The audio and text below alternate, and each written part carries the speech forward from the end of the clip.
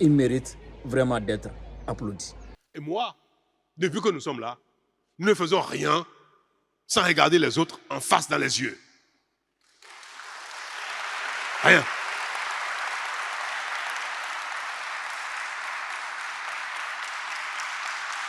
Nous sommes... Salut tout le monde, aujourd'hui nous allons revenir sur la fameuse question qui a énervé Patrice Talon et surtout sur la fameuse question qui a poussé Patrice Talon à s'attaquer sans raison à l'AES. Je vous ai une fois écouté parler, dire que vous êtes panafricaniste. J'ai écouté le président Macron par rapport à l'insécurité au Bénin sur l'acquisition de l'armement qui disait que, en fait, le Bénin n'avait pas encore la possibilité d'acquérir un certain nombre de choses. De manière très simple, le Bénin veut acheter des équipements. Nous avons mis en contact, ce n'est pas l'armée française qui vend ces équipements. Et il n'y a pas une tradition de fonction d'achat d'équipements militaires dans les armées béninoises. Et c'est pas... Donc nos militaires se parlent, ils ont pu définir un cahier des charges, et après il y a une volonté que je salue qui est de ne pas passer par des intermédiaires. Et donc ça prend du temps parce que c'est un dialogue qui se fait du coup avec un État qui n'est pas structuré pour acheter, qui n'a pas la fonction que nous avons structurée par exemple en France avec une délégation générale à l'armement. Vous avez des équipes qui préparent des programmes, qui structurent la relation avec les industriels. Et donc c'est pourquoi nous avons acté, pour vous répondre très précisément, deux choses. La première, c'est qu'à court terme, nous allons livrer ces matériels et en quelque sorte on va, si je puis m'exprimer ainsi, le faire comme si on achetait pour nous, et donc on va regarder en fonction des besoins et ça va se faire d'armée à armée pour répondre aux besoins de très court terme. Et nous avons acté d'une coopération technique pour aider le Bénin à structurer l'équivalent d'une délégation générale à l'armement qui permet d'acheter justement, voire de penser ou de coproduire des programmes d'armement en lien avec les industriels et en structurant ce dialogue. Voilà. Et je voudrais véritablement savoir, parce que quand je me suis renseignée, les informations que j'ai eues, c'est que on est un peu limité à cause des accords coloniaux. Si vous avez les moyens d'acheter des armes en Amérique, ils vont vous les vendre. Si vous avez des moyens. Si vous voulez acheter les armes en Turquie, ils vont vous les vendre. Si vous avez les moyens d'acheter en France, en Italie, en Allemagne, ils vont vous les vendre. Les gens font du... Écoutez, le président Trump, il le dit sans gêne. Vous voulez les armes de chez moi, payez, je vais vous vendre. Ça n'a rien à voir avec la souveraineté. Malheureusement, permettez que je le répète, nous n'avons pas encore obtenu gain de cause auprès des autorités militaires françaises pour une certaine donnée de la coopération, notamment la fourniture d'équipements et de matériel militaire. Mais je salue l'engagement de la France à nos côtés en ce qui concerne les renseignements.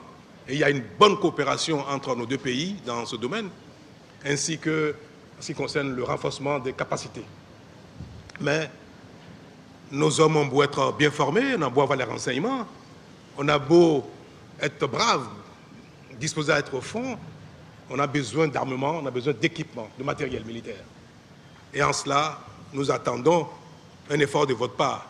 Nous avons les moyens financiers d'acquérir ces équipements-là, mais aujourd'hui, avec les tensions qu'il y a dans le monde, acquérir ces équipements devient un peu problématique. Mais nous savons que vous avez les moyens de nous les fournir. Maintenant, si vous voulez qu'on vous aide, qu'on vous donne, ben en ce moment, vous pouvez dire, bon, donnez-moi, mais je viens souverain. Donnez-moi mes conditions. Les gens vous disent, payez, faites-moi ça, vous dites non, non, non, faites-moi ça, mais dans quelles conditions? Donc, le fait de solliciter l'autre en s'ignorant soi-même, en refusant de faire des efforts soi-même, peut vous amener à perdre votre souveraineté. Et que nous puissions également bénéficier de votre appui direct, notamment en termes de déploiement de formateurs in situ ici au Bénin. Vous avez donné votre accord pour cela et je vous en remercie. Nous avons évoqué également et convenu avec vous et vos équipes que la France nous appuierait davantage dans notre effort de lutte contre le terrorisme, parce qu'aujourd'hui, c'est l'un des principaux défis.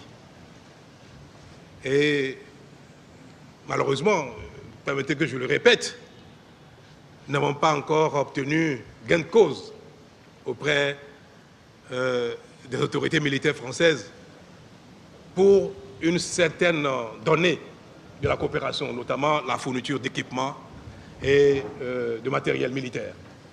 Mais je salue l'engagement de la France à nos côtés en ce qui concerne les renseignements. Et il y a une bonne coopération entre nos deux pays dans ce domaine, ainsi que en ce qui concerne le renforcement des capacités. Mais nos hommes ont beau être bien formés, on a beau avoir les renseignements, on a beau être braves, disposés à être au front, on a besoin d'armement, on a besoin d'équipement, de matériel militaire. Et en cela, nous attendons un effort de votre part. Nous savons que vous avez les moyens de nous les fournir. On l'a exprimé et vous avez pris l'engagement de faire ce qu'il faut pour que nous ayons ces équipements-là. Donc, je veux dire que dans ce domaine également, la coopération est bonne. Elle n'est pas encore aussi bonne que je le souhaitais, mais les engagements ont été pris.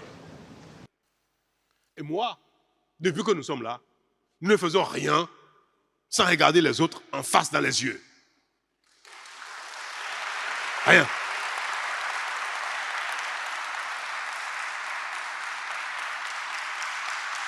Nous sommes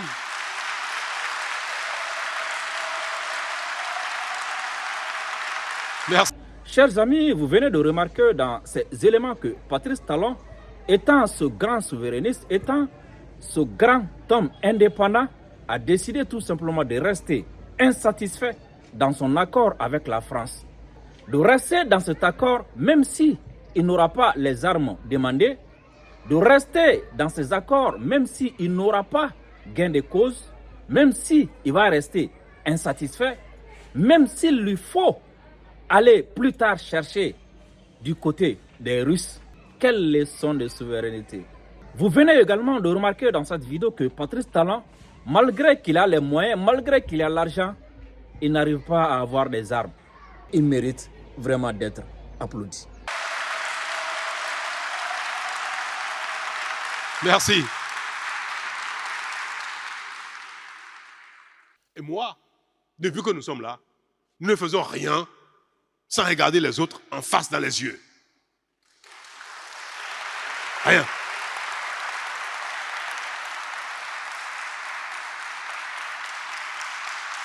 Nous sommes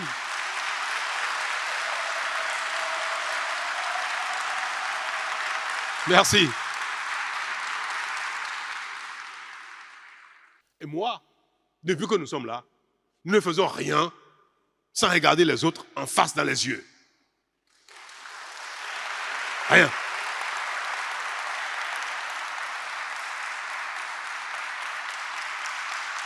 Nous sommes